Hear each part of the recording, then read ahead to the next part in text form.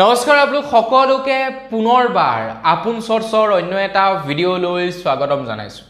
এটা বিৰাট ভাল খবৰ ওলাইছে আপোনালোক সকলোৰে কাৰণে। নতুন বৰ্ষত এলপিজি, পেট্ৰল, ডিজেল, সিএনজি এই তিনিওটা ইন্ধনৰ দাম কমিব বুলি খবৰ ওলাই পৰিছে। তিনিওটা ইন্ধনৰে দাম কমিব, এলপিজি, ডিজেল, পেট্ৰল আৰু সিএনজি। তিনিটা নহয়, চাৰিটা ইন্ধনৰ দাম কমিব বুলি খবৰ ওলাই পৰিছে জানুৱাৰীৰ 1 তাৰিখৰ পৰা। মানে নতুন বৰ্ষত এই তিনিওটা ইন্ধনৰ দাম যথেষ্ট পৰিমাণৰ কমি যাব। তো বন্ধু বান্ধৱীসকল, কিমান মান কমিব পাৰে সেই সম্পৰ্কত আজিৰ এই ভিডিঅ'টোত মই আপোনালোকক জনাম।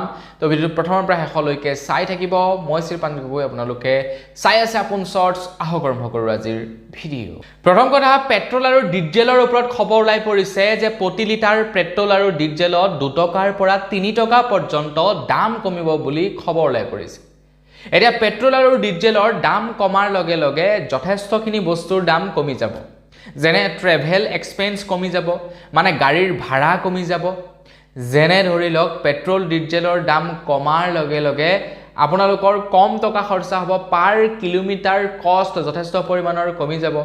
আৰু 1 নম্বৰ কথা, ট্ৰেভেলৰ যথেষ্ট খৰচা আহি কম হৈ যাব। আৰু আগতে যদি কৰবাৰ পৰা কৰবালৈ যাবলৈ কাৰণে আপোনাৰ 10 লিটাৰ তেলত যদি আপোনালোকে 1000 টকা খৰচা কৰিব লাগিছিলে, এতিয়া পাৰ লিটাৰত 2 টকাৰ পৰা 3 টকা ৰেহাই হোৱা, মানে প্ৰায় 30-40 টকা কম হৈ যোৱা।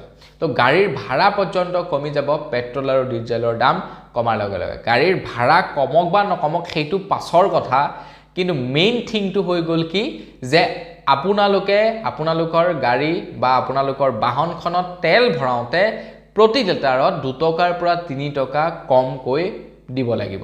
গতিকে এইটো ডাঙৰ কথা। 2-3 টকা পাৰ লিটাৰত কমা মানে বহুতখিনি কমি যোৱা।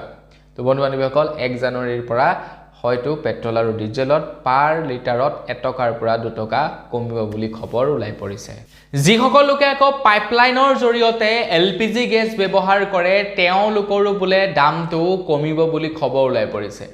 এতিয়া পাইপলাইনৰ জৰিয়তে গেছবিলাক আজিকালি মানুহবিলাকে ব্যৱহাৰ নকৰা হৈছে। খবৰ পোৱা অনুসৰি পাইপলাইনত বোলে বিল ধেৰ আহে, প্ৰত্যেক মাহে মাহে বিল ধেৰ আহে, যাৰ কাৰণে পাইপলাইনৰ মানে গেছ আজিকালি মানুহে ব্যৱহাৰ নকৰা হৈছে। কিন্তু পাইপলাইনৰ গেছৰ ক্ষেত্ৰত এটা লাভালাভ হয় কি, গেছ শেষ হৈ যোৱাৰ কোনো ধৰণৰ সমস্যা নাথাকে। গেছ অনবৰতে আপোনালোকে পাই থাকিব, সেইটো এটা মানে ভাল কথা। কিন্তু পাইপলাইনৰ গেছসমূহত বোলে গেছৰ ৰেটটো অকণমান বেছি হয় বুলি কৈছে, মানে বিলটো অকণমান বেছিকৈ আহে। কাৰণ আছেই নন ষ্টপ গেছ, সেইবাবে যিমান পাৰে সিমান ইউজ কৰি থাকে। গতিকে কি হয়, বেছিকৈ মানে পইচা আহি যায়, বিল আহি যায়। এতিয়া খবৰ ওলাই পৰিছে, পাইপলাইনৰ দ্বাৰা যিসকল লোকে নেকি গেছ ব্যৱহাৰ কৰে তেওঁলোকৰ খৰচাটো কমিব। পাইপলাইনৰ পাৰ মানে কেজি বা যি চিষ্টেমত লয় আৰু সেই ৰেটছটো কমি যাব বুলি খবৰ ওলাই পৰিছে। এতিয়া কমাৰ্চিয়েল আৰু আমাৰ ঘৰত ব্যৱহাৰ কৰা ডমেষ্টিক এই দুটাৰো দামটো কমিব পাৰে বুলি খবৰ ওলাই পৰিছে। কিমান কমে সেই সম্পৰ্কেহে খবৰ ওলোৱা নাই। তাৰ লগতে আকৌ এইটো খবৰ ওলাই পৰিছে, সিএনজি আহি গ'ল। আজিকালি আমাৰ অসমত গুৱাহাটীত আছে, যোৰহাটত আছে, ডিব্ৰুগড়ত আছে, সিএনজিৰ বাহন আহি গৈছে। তো সিএনজিৰ বাহনসমূহতো দাম কমি, মানে বাহনৰ ভৰোৱা সিএনজি গেছৰ পাৰ কেজি দাম কমিব বুলি জনাইছে।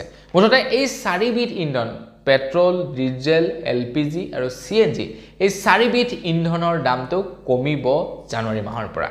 তো আপোনালোকে যদি গাড়ী, বাইক, স্কুটি, ঘৰত এলপিজি ব্যৱহাৰ কৰে, সিএনজি বাহন ব্যৱহাৰ কৰে, তেন্তে আপোনালোকৰ বাবে এইটো এটা ভাল খবৰ। তো আজিৰ খবৰটো যদি ভাল লাগিলে লাইক এটা কৰি থৈ যাব, চেনেলটো ছাবস্ক্ৰাইব কৰা নাই ছাবস্ক্ৰাইব কৰি থৈ যাব। পুনৰ লগ পোৱাৰ সৈতে বিদায় মাগিছোঁ। ধন্যবাদ। জয় অসম।